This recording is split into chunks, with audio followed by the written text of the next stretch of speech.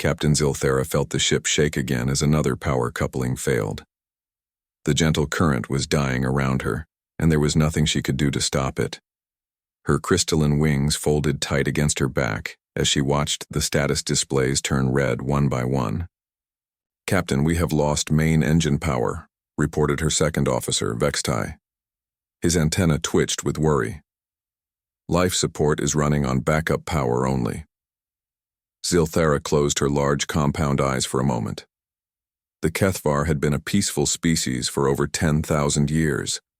Their ships were built for research and exploration, not for surviving disasters in deep space. The Gentle Current was one of their finest vessels, designed to study the beautiful gas clouds of the Helix Nebula. Now it was a tomb waiting to happen. "How long do we have?" she asked. "Maybe 3 days, Captain. 4 if we reduce life support to minimum levels." The bridge fell silent except for the hum of failing systems. 23 crew members were counting on her to find a solution. All of them were scientists and researchers. None of them had ever faced death before. On their peaceful homeworld of Kethmore, death from violence or disaster was almost unknown. "Send the distress signal," Zilthera ordered. Vextai's antenna drooped. "Captain, we are very far from community space. The nearest rescue station is 6 days away, even for a fast ship. Send it anyway. Use the standard humanitarian codes. Someone might hear us." The distress beacon was a marvel of galactic technology. It carried mathematical patterns that any spacefaring civilization would recognize as a call for help.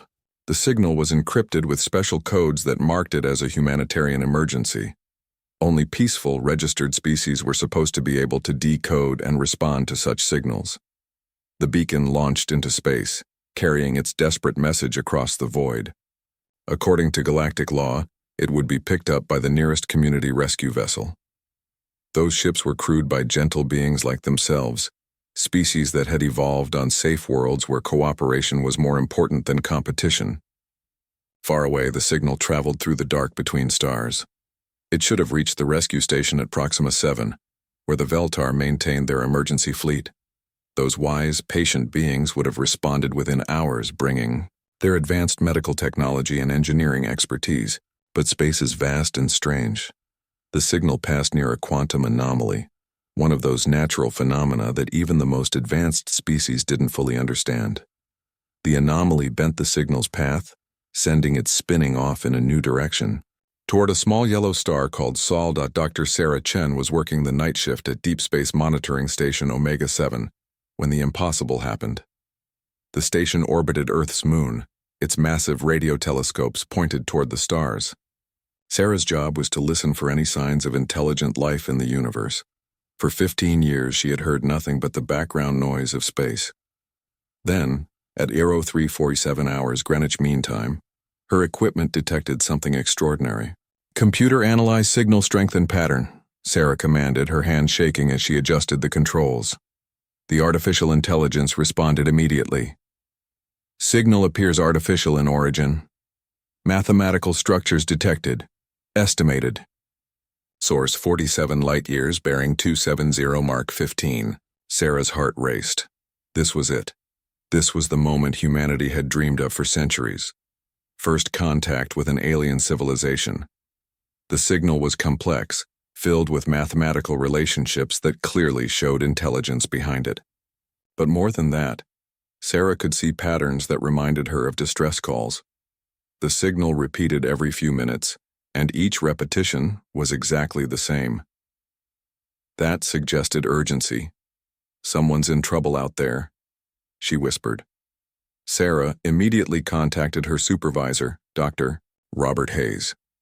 Within an hour, the best minds on Earth were studying the alien signal. Linguists, mathematicians, and physicists worked together to understand what they were hearing. The breakthrough came when Dr. Chen realized that the signal contained what looked like medical symbols. Heart rates, oxygen levels, temperature readings, all of them were falling toward dangerous levels.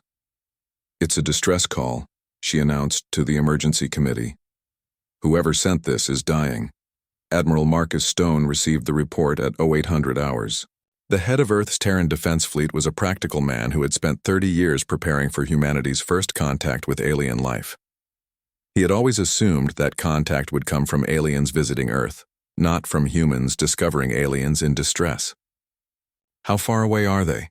he asked Dr. Chen. 47 light years, sir. That's about 6 weeks travel time for our fastest ships." Stone studied the star charts. 6 weeks was a long time, but the new fusion drives could make the journey.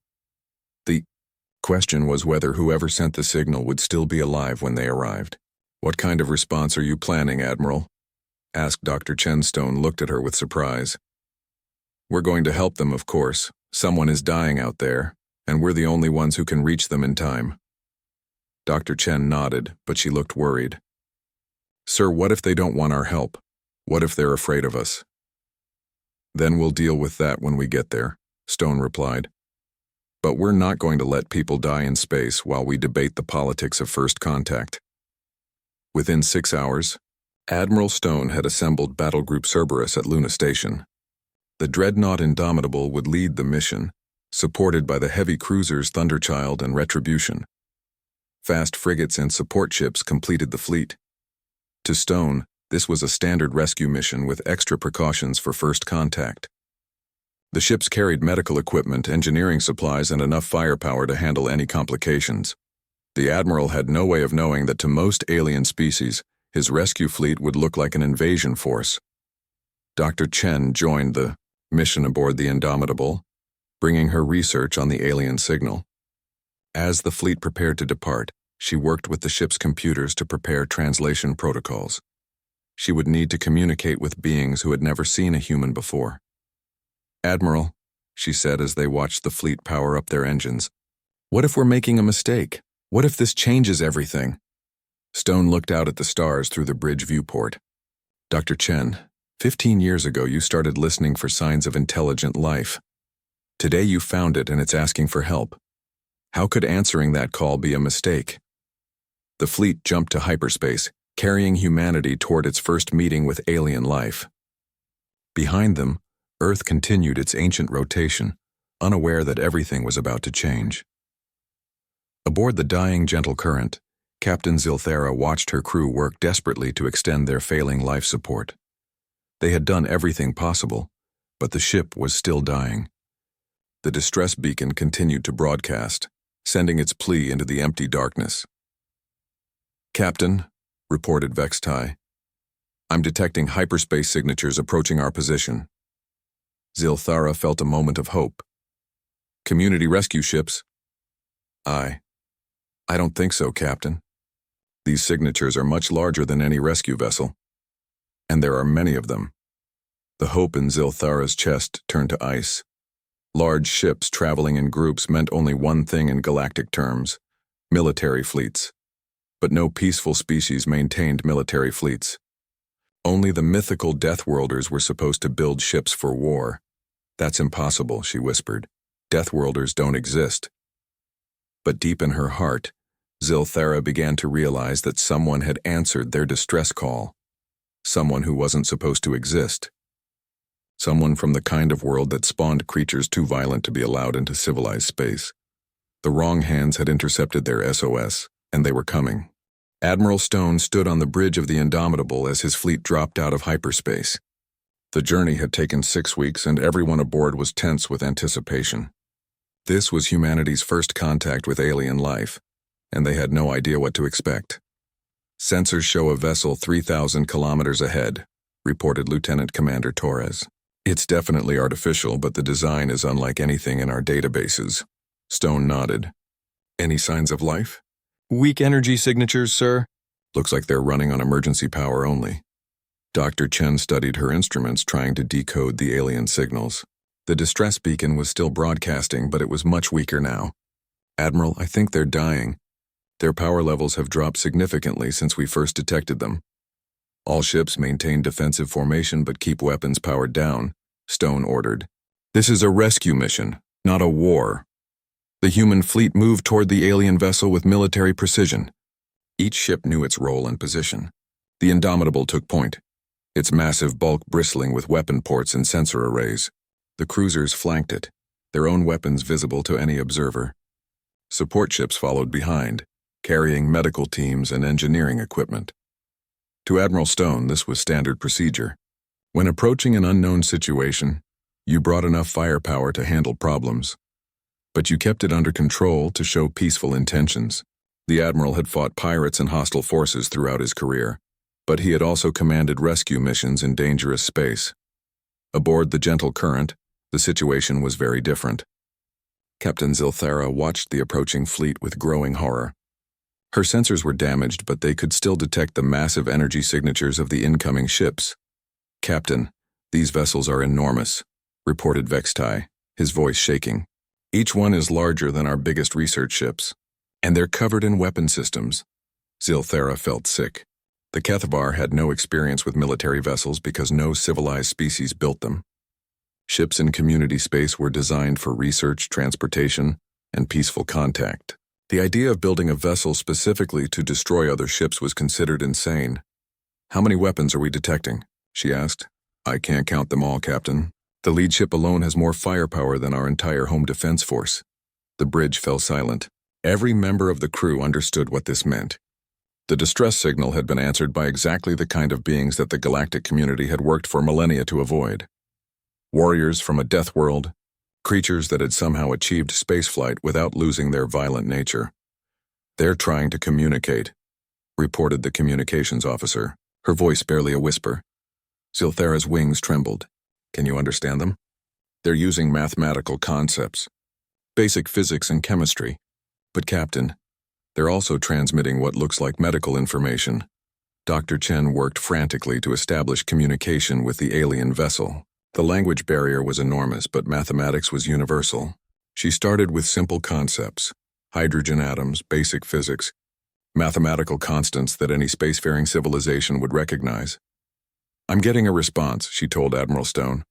"They're using similar mathematical concepts, but their computer systems are very different from ours. Can you tell them we're here to help?" Dr. Chen tried to construct a message using the alien mathematical language. She transmitted symbols for medical aid, repair, and safety. The concept of help was harder to convey, but she tried using mathematical relationships that suggested cooperation. The response from the alien ship was immediate and confusing. Their signals became more frantic, and Dr. Chen could detect what seemed like fear in the transmission patterns. "Admiral, I think they're afraid of us," she said. Stone frowned. "Afraid? We haven't done anything threatening."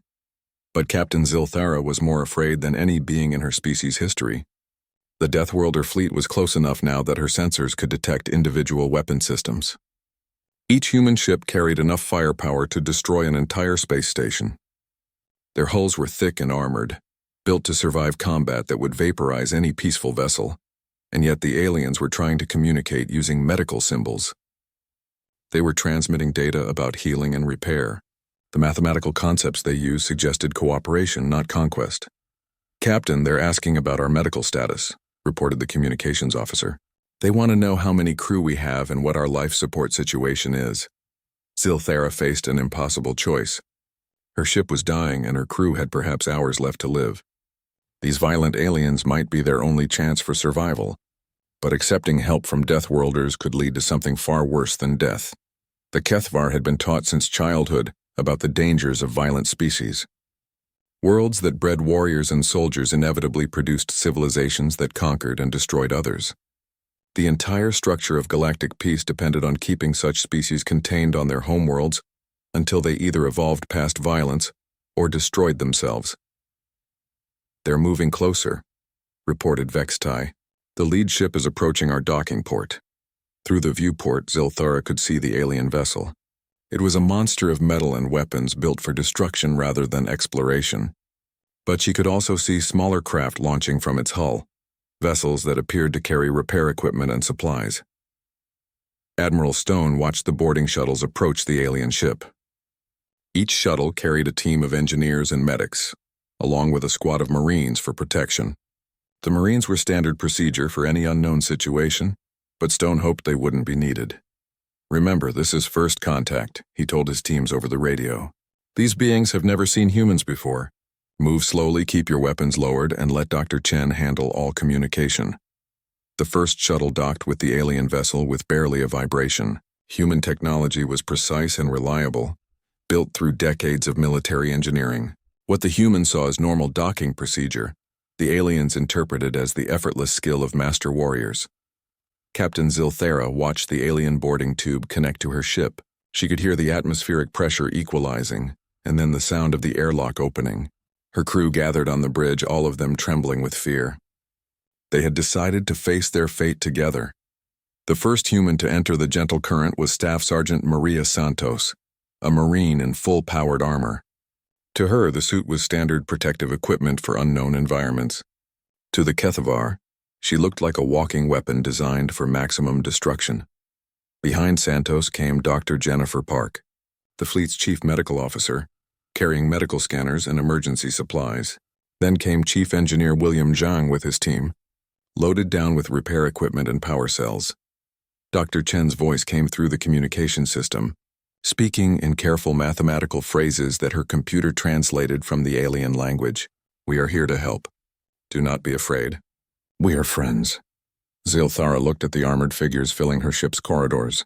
Each human was larger and stronger than any Kethvar, encased in powered armor that could probably survive direct hits from their strongest tools. They moved with the confident precision of trained warriors, but they carried healing equipment instead of weapons. "Tell them," she said to her communications officer. "Tell them we accept their help." The decision was made. The wrong hands had answered their call, but perhaps that was better than no hands at all. Captain Zilthara could only hope that these Deathworld warriors were as interested in saving lives as they were skilled at taking them. In the corridors of the gentle current, human medics began working to save alien lives while human engineers fought to restore power to a dying ship. Neither species yet understood how much this moment would change the galaxy. Dr. Jennifer Park had treated wounded soldiers on a dozen different worlds, but nothing had prepared her for working on an alien species. The Kethvar were beautiful creatures, with crystalline wings that caught the light and large compound eyes that seemed to hold ancient wisdom. They were also clearly terrified of her. "Easy there," she said softly to the Kethvar engineer she was examining. Through Dr. Chen's translation system, her words came out as mathematical concepts meaning safe and calm.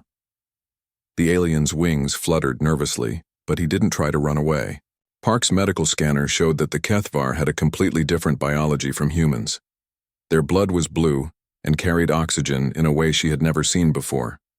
Their hearts beat in patterns that seemed random, but probably made perfect sense to their physiology. Most importantly, they were all suffering from oxygen deprivation and stress. "Admiral," she reported over her communicator, "these people are in bad shape. Their ship's life support is failing, and they're all showing signs of severe stress. I think they're afraid we're going to hurt them." Admiral Stone's voice came back immediately. "Do whatever you can to help them, Doctor, and try to show them we mean no harm." In the engine room, Chief Engineer Zhang was having his own revelations. The alien technology was incredibly advanced, but it was built on completely different principles from human engineering.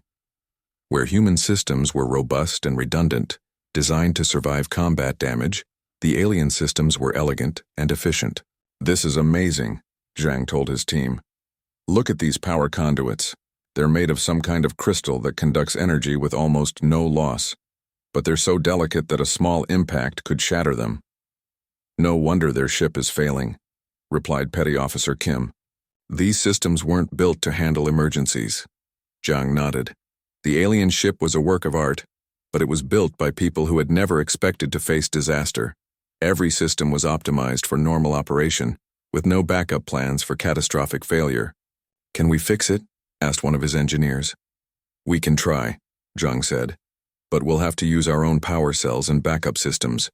Their technology is too different from ours." On the bridge of the gentle current, Captain Zilthara watched the humans work with growing amazement. The Deathworld warriors moved through her ship with purpose and skill, but they weren't destroying anything. Instead, they were fixing systems that her own engineers couldn't repair. Dr. Chen had made remarkable progress with communication. The human linguist had figured out how to convey complex ideas using mathematical relationships and simple pictures. She was patient and gentle, never pushing too hard when the aliens seemed confused or frightened. "Captain Zilthara," Dr. Chen said through the translation system, Admiral Stone wants to know about your people. Are you part of a larger civilization? Do you have families waiting for you? Zilthara hesitated. Should she tell these violent aliens about the galactic community? Would that information make humans into a threat to thousands of peaceful worlds? But then she looked at the human medic caring for her injured crew member, and the human engineer working to save her ship. These Deathworlders were risking their lives to help complete strangers. Perhaps they deserved the truth. We are HFY, she said. We come from a place you might call the community of peaceful worlds. Many species live together in harmony, sharing knowledge and exploring the galaxy. Dr. Chen's eyes widened with excitement. A galactic civilization? How many species? Thousands, Zilthara replied. All peaceful, all dedicated to knowledge and cooperation. And they don't know about humans? Zilthara's wings drooped. They know about your world. Sol system is marked as forbidden. Deathworlders are not supposed to exist. Dr. Chen was quiet for a moment. Deathworlders? Beings from worlds so violent that they breed warriors instead of scholars. The community believes that such species either destroy themselves or become conquerors. They are to be avoided at all costs. The revelation hit Dr. Chen like a physical blow. Humanity had been judged by an entire galactic civilization and found wanting. They had been marked as too dangerous to contact, too violent to be trusted with space travel. She immediately reported the conversation to Admiral Stone, who listened with growing anger. So they've decided we're monsters without ever meeting us? He asked. It appears so, sir. Their entire civilization is built around the idea that peaceful cooperation is the only way for species to survive in space. Stone looked around his bridge at the crew working frantically to save alien lives. And what do they call what we're doing right now? I don't think they have a word for it, sir. In their experience, violent species don't rescue strangers. Meanwhile, in the medical bay of the Gentle Current, something remarkable was happening. Dr. Park had discovered that one of the HFY crew members was pregnant. The alien female was in distress, and her unborn child was in danger from the failing life support. I need to operate, Park told Dr. Chen. But I don't know anything about their biology. I could kill them both if I make a mistake. Dr. Chen translated the situation to Captain Zilthara, who faced another impossible choice. Allow the death world medic to operate on one of her crew or watch a mother and child die. Can your doctor save them? Zilthara asked. She doesn't know, Dr. Chen replied honestly, but she's willing to try. It's the only chance they have. Zilthara looked at the human doctor, who was preparing her instruments with the care and precision of a true healer. These Deathworlders were full of contradictions. They carried weapons of incredible destruction, but they used their skills to save lives. Tell her to proceed, Zilthara said. Dr. Park worked for 3 hours, using her medical knowledge and intuition to navigate an alien physiology. She had to improvise constantly, adapting human medical techniques to work on a completely different species. Her hands were steady and sure, guided by decades of experience and an absolute determination to save both patients. When she finally emerged from the medical bay, she was exhausted but smiling. They're going to be fine, she announced. Both mother and child are stable. The news spread through both ships like wildfire. The human crew felt pride in their doctor's skill, while the HFY began to see their rescuers in a new light. These weren't mindless warriors from a death world. They were people who valued life as much as any peaceful species. Chief Engineer Zhang had similar success with the ship's systems. By combining human engineering with alien technology, he managed to restore life support and partial engine power. The Gentle Current was no longer dying. Captain, he reported to Zilthara, your ship is stable. We've installed backup power systems that should keep you running until you reach your home port. Zilthara felt tears forming in her compound eyes. These humans had saved her ship, her crew, and an unborn child. They had asked for nothing in return except the chance to help. Why? She asked Dr. Chen. Why did your people come so far to help strangers? Dr. Chen thought for a moment before answering. Because someone was in trouble and we could help. What other reason do we need? It was a simple answer, but it changed everything Captain Zilthera thought she knew about Deathworlders. Perhaps the galaxy had been wrong about humans. Perhaps there was more than one way for a species to survive among the stars. The cultural exchange between humans and Kethvar continued as both ships traveled toward community space.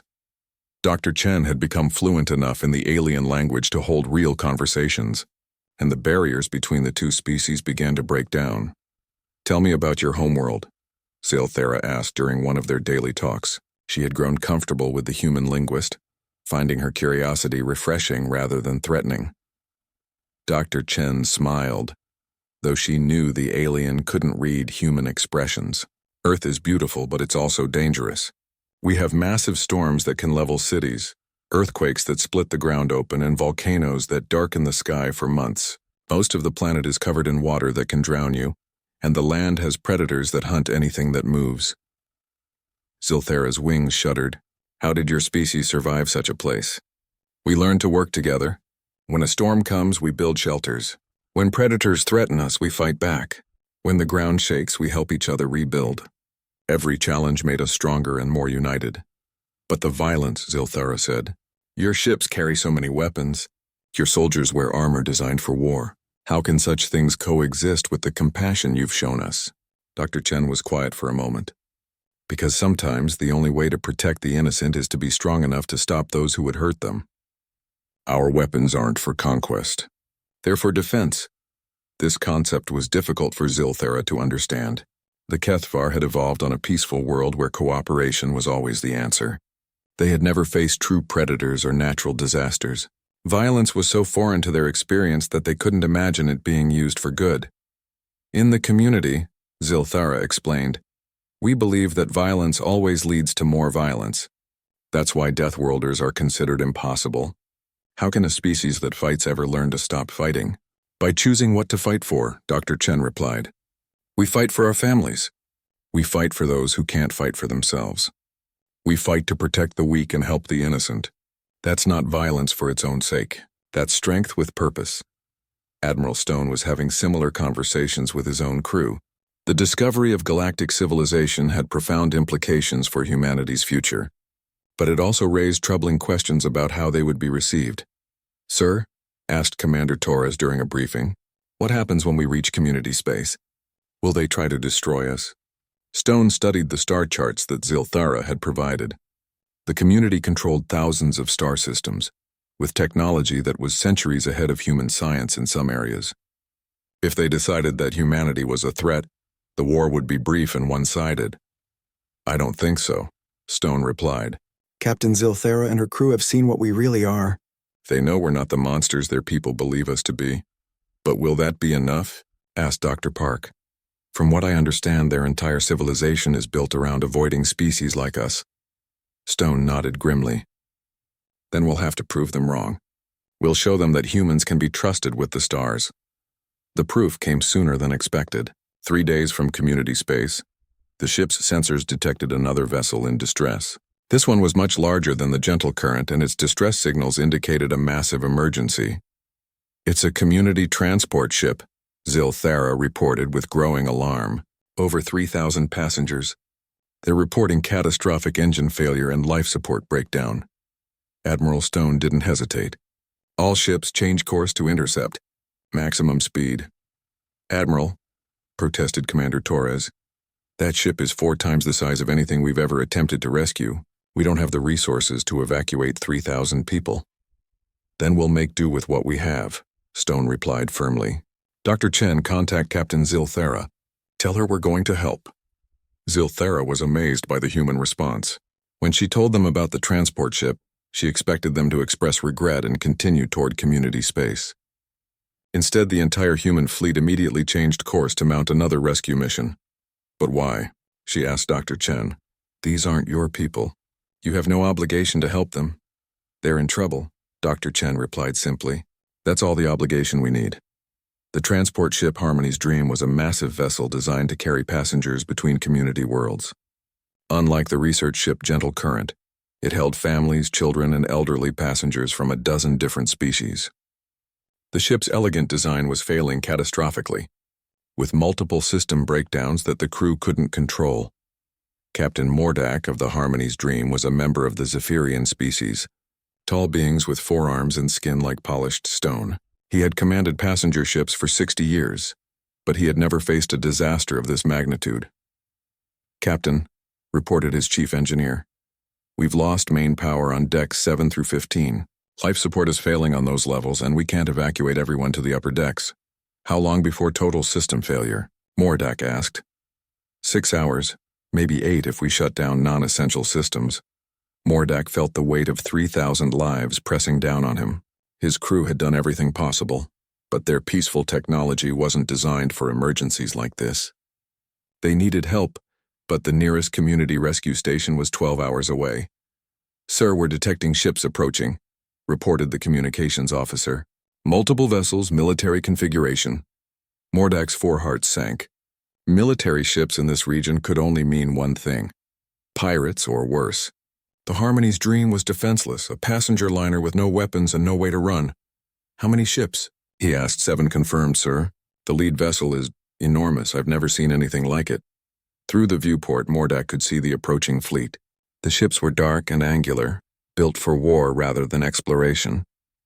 Each vessel bristled with weapons that could vaporize his transport ship in seconds. But then something impossible happened. The lead ship broadcast a communication in perfect community standard language. "Transport vessel Harmony's Dream. This is Admiral Marcus Stone of the Terran Defense Fleet. We have received your distress signal and are moving to assist. Do not be afraid. We are here to help." Mordak stared at the communication display in shock. Terran? He had never heard of such a species, but the ships approaching him were clearly military vessels from an unknown civilization. "Sir?" whispered his communications officer. "Those ships are from Sol System, the Forbidden Zone." The realization hit Mordak like a physical blow. Deathworlders. Somehow, impossibly, their distress signal had been answered by the very beings that the community had spent millennia avoiding. Warriors from a violent world had come to their rescue. "What do we do, Captain?" asked his chief engineer. Mordak looked at his dying ship and the 3,000 innocent lives depending on him. The choice was simple, even if it meant accepting help from beings that shouldn't exist. "Tell them we accept their assistance," he said, "and pray that the legends about Deathworlders are wrong." As the human fleet moved into rescue formation around the Harmony's Dream, Captain Zilthera watched from the bridge of the gentle current. She had seen humans in action before, but this was different. This was an entire alien civilization choosing to risk everything to save strangers. "Dr. Chen," she said, "I think I'm beginning to understand your people." "What do you mean?" Dr. Chen asked. "You're not Deathworlders," Zilthera replied. "You're Life-Worlders. Everything about you is designed to preserve and protect life, even at the cost of your own safety." Dr. Chen smiled. Perhaps the galaxy was about to learn something new about what it meant to be human. The rescue of the Harmony's Dream became the largest emergency operation in human history. Admiral Stone coordinated 7 warships and their crews in a desperate effort to save 3,000 alien lives. Every human aboard the fleet understood that this moment would define how the galaxy saw their species. Dr. Park found herself leading medical teams across a dozen different species. The passengers of the Harmony's Dream included the tall Zephyrians, crystalline beings called the Silthek, gaseous entities that lived in special atmosphere suits, and many others. Each species had different biology, different needs, and different fears about the armored humans moving through their ship. "The children are the priority," Park told her teams. "I don't care what species they are. Get the young ones to safety first." Human Marines carried alien children to the rescue ships, their powered armor modified to handle delicate passengers. The sight of Earth's warriors gently cradling frightened alien youngsters spread throughout both ships, breaking down fears and building unexpected trust. Chief Engineer Zhang faced his greatest challenge yet. The Harmony's Dream was 10 times larger than the gentle current, with systems so complex that even the alien crew didn't fully understand them. Zhang had to work with alien engineers who spoke different languages and used technology based on completely different scientific principles. "The quantum resonance chambers are collapsing," explained Veltar, the ship's chief engineer. Her species communicated through harmonic vibrations that Zhang's translator struggled to interpret. Can we stabilize them with our power cores? Zhang asked. Your technology is too primitive, Veltar replied, then immediately looked embarrassed. I apologize. I meant to say it's too different. Zhang smiled. No offense taken. Our technology is primitive compared to yours. But sometimes primitive solutions work when elegant ones fail. Working together, human and alien engineers created hybrid systems that combined advanced community technology with rugged human engineering. Where the aliens had built beauty and efficiency, the humans added redundancy and durability. On the bridge of the Harmony's Dream, Captain Mordak watched the rescue operation with growing amazement. The human fleet worked with a precision that spoke of long experience with emergency situations. Their ships moved in perfect coordination, their crews responding to orders with military discipline. But more than that, the humans showed a dedication to saving lives that impressed even a veteran community captain. When a section of the ship's hull began to buckle, human engineers immediately moved to reinforce it, working in vacuum suits to weld emergency supports in place. When life support failed in the children's section, human medics risked their lives to evacuate every young passenger. Dr. Chen, Mordak said to the human linguist, your people are not what we expected, and what did you expect? Dr. Chen asked. Conquerors. Destroyers. Beings who take what they want and destroy what they cannot use. Mordak's forearms gestured at the rescue operation around them. Instead, you risk everything to save strangers. Dr. Chen nodded thoughtfully. Captain, may I ask you something? When you first saw our ships, what frightened you the most? The weapons, Mordak replied immediately. So many weapons. Why does your species build ships for war? Because sometimes war comes to us whether we want it or not, Dr. Chen explained. Our weapons aren't for conquest. They're for protection. We build strong ships because the universe is dangerous and someone has to be strong enough to help when disaster strikes. The conversation was interrupted by an emergency alert. A section of the transport ship's hull had suffered a catastrophic breach, and dozens of passengers were trapped in a section that was rapidly losing atmosphere. Admiral Stone didn't hesitate. Marines, prepare for emergency boarding. We're going in. Staff Sergeant Santos led a team of Marines into the damaged section, their powered armor protecting them from the vacuum of space. They found 43 passengers trapped behind a collapsed bulkhead, including families with young children who were slowly suffocating as their atmosphere leaked away. Cutting charges ready, reported Corporal Johnson. Negative, Santos replied. Too much risk of further collapse. We do this the hard way. The Marines used their armor's enhanced strength to carefully move debris piece by piece, creating a safe passage for the trapped passengers. It took 3 hours of dangerous work, but every passenger was evacuated safely. As the rescue operation continued, word spread throughout community space about the impossible ships that had appeared to help the Harmony's Dream. The beings from Sol System, the Forbidden Deathworld, had mounted the largest rescue operation in galactic history. Captain Zilthara found herself at the center of a communication storm. Community officials demanded to know everything about the humans, while news services clamored for details about first contact with a Deathworld species. What should I tell them? She asked Dr. Chen. Tell them the truth, Dr. Chen replied. Tell them what you've seen. Zilthara's report to the Community Council would become one of the most important documents in galactic history. She described humans as a species that had evolved to survive on a dangerous world, but had channeled their strength into protecting others rather than conquering them. They call themselves Deathworlders, she wrote, but I have seen them fight death itself to save lives. They carry weapons of incredible power, but they use that power to defend the innocent. They are not the monsters we believed them to be. They are guardians. The rescue operation took 18 hours to complete. When it was finished, every passenger and crew member of the Harmony's Dream had been saved. The transport ship itself was beyond repair, but the human fleet had enough space to carry everyone to safety. Admiral Stone stood on the bridge of the Indomitable as the combined fleet approached community space. Ahead of them waited the unknown, a galactic civilization that had already judged humanity and found them wanting.